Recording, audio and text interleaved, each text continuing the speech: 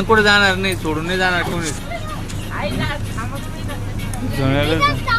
आम्ही आणि आमच्या सोसायटीतील सगळेजण शिर्डीसाठी निघालो होतो. कमीत कमी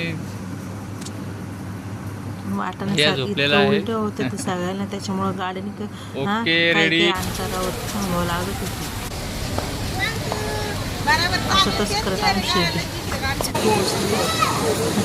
नंतर ते शिर्डी दर्शन झाल्यावर आम्ही भोजनालयात गेलो. तिथे प्रसाद घेतला आणि सगळ्यांनी फोटो वगैरे काढले. साईबाबा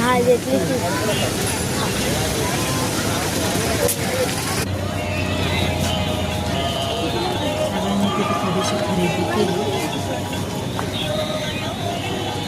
पौर्णिमा असल्यामुळे तिथे खूप गर्दी होती.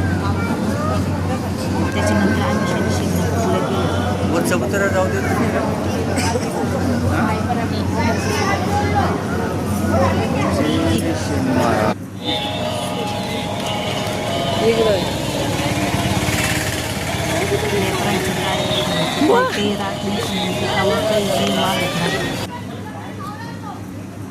शनी शिंगणापूरच्या नंतर आम्ही सोनाई मातेला गेलो.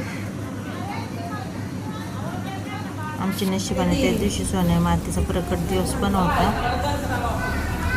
सोनाई मातेचं त्या महाराजांनी समाधी घेतली ते स्थळ मी तर पहिल्याच वेळेस इथे गेले होते. काही केलं नातेवाईकाचं कसं राहतं, जवळ असून पण आपल्याला कळत नाही ती कशी आहे. तसं काही काही देवांचं पण असंच राहतं.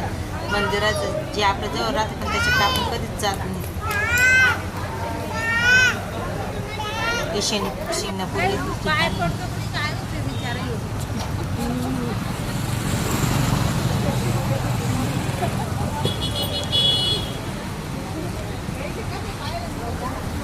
पुढं चालणार मायले गेले पूर. आम्ही शनी शिंगणापूरचं दर्शन झाल्यानंतर आम्ही नाही का मग देवगडला गेलो. हे देवगडचं ठिकाण नाही आहे, ते सोना मातेच ठिकाण आहे.